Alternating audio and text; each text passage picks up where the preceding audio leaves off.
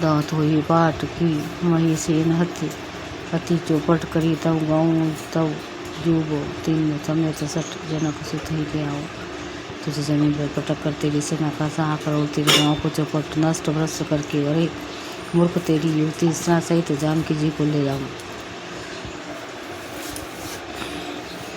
जो वश करो तद बिना बढ़ाई, मोए ही बधे नहीं कछु मनुसाई, कोल काम बस कृपी नबी मोड़ा, अति दरिद्र जैसी अति बूढ़ा।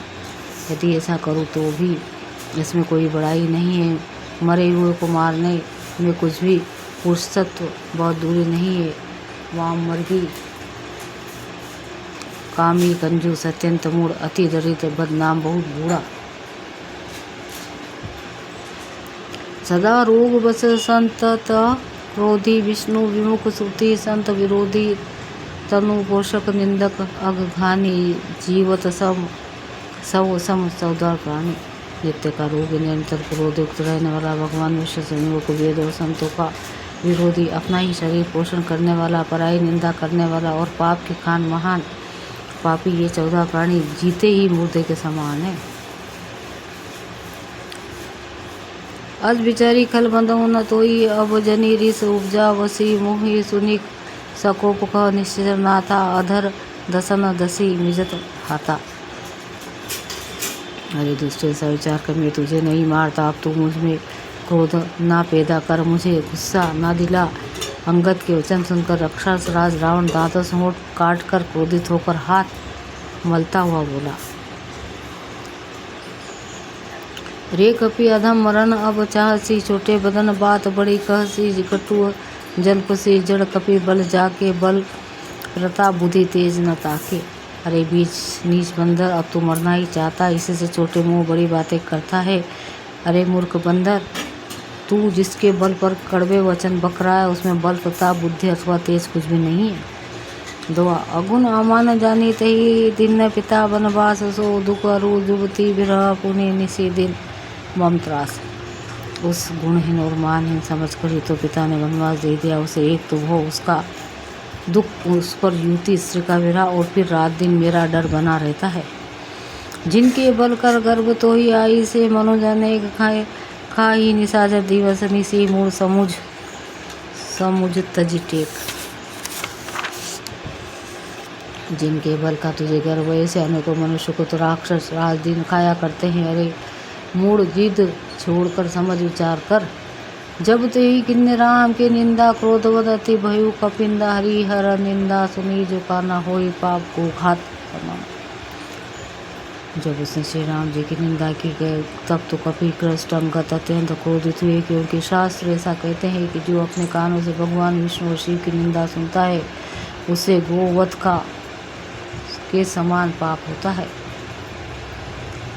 कटक काटन कपि कुंजर भारी, दुहु भुज दंड तम की मही मारी, डोलत धरनी सभासद खासे, चले भाजी भई मारो क्रोध ग्रासे।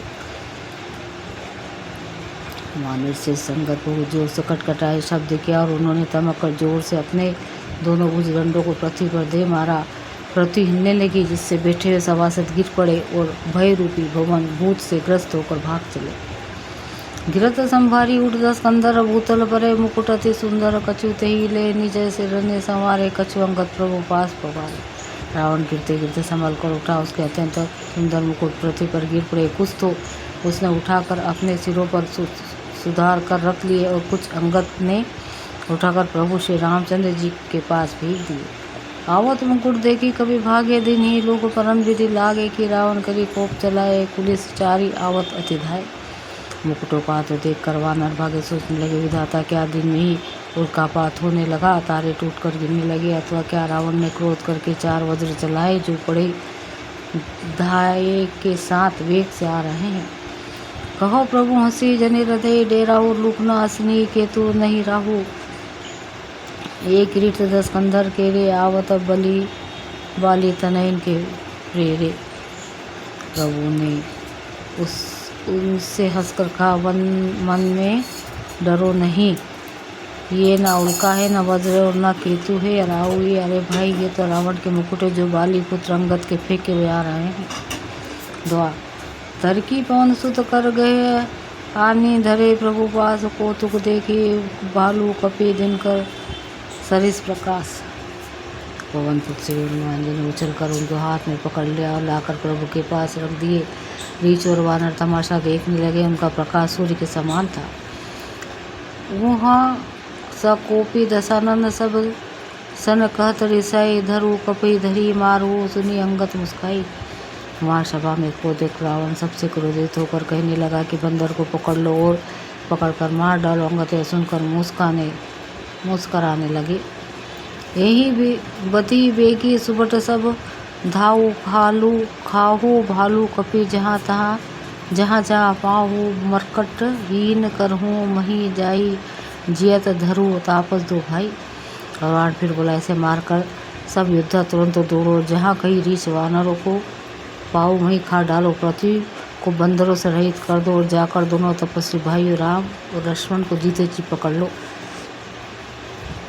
पुनीत सको बोले शुभ राजा, गाल बजावत तो ही ना लाजा, मरु कर काटी नीलज गुलघाती, बल बिलो की बिरहती नहीं चाहती।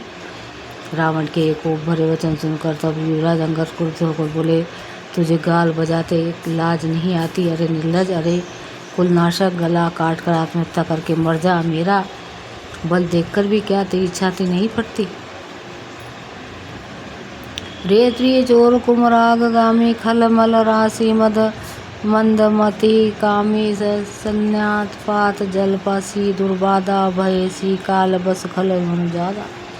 अरे स्त्री के चोर, अरे कुमार पर चलने वाले, दुष्ट पाप की नाशी, मंद बुद्धि और कामी, ये सन्निपात में क्या दुर्वचन बक रहा हूँ? अरे दुष्ट राक्षस, तू काल के वश हो गया है।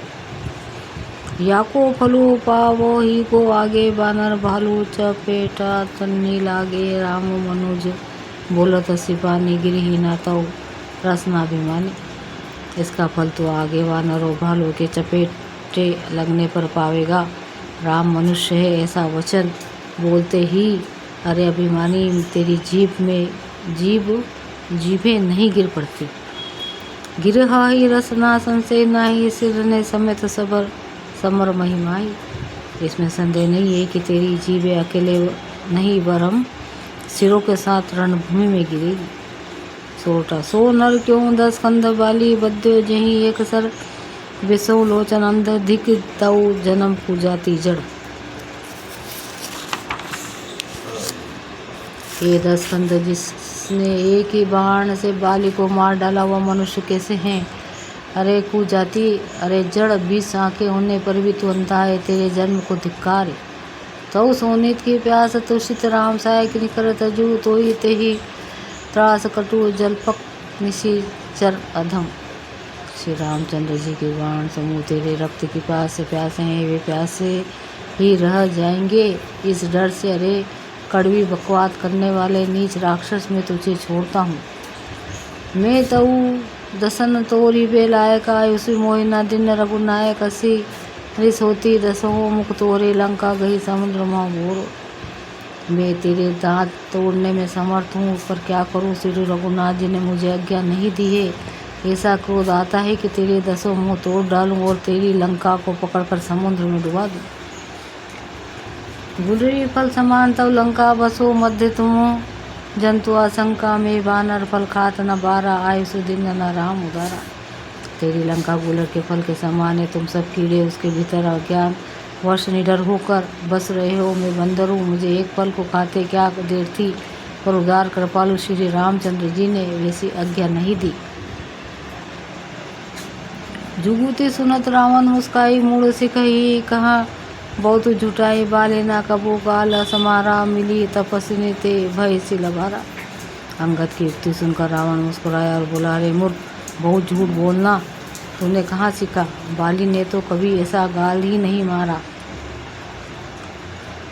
जान पड़ता है तू तपस्वी से मिलकर लाबार हो गया है। सोचूं मैं लाबार बुझ बिया, जो ना उपराई रीवा, तव 10 जीनार समुझी, राम प्रताप कपि कोपा, सभा माज पर करी बद रूपा। अंगद ने कहा, रे वेशभूषा वाले, यदि तेरी 10 जी में मैंने नहीं उखाड़ ली तो सचमुच में लावारही हूँ। श्री रामचंद्र जी किताब को समझकर स्मरण करके अंगद क्रोधित हो उठे और उन्होंने रावण की सभा में प्रण करके धृष्टा के साथ पैर रोक दिया।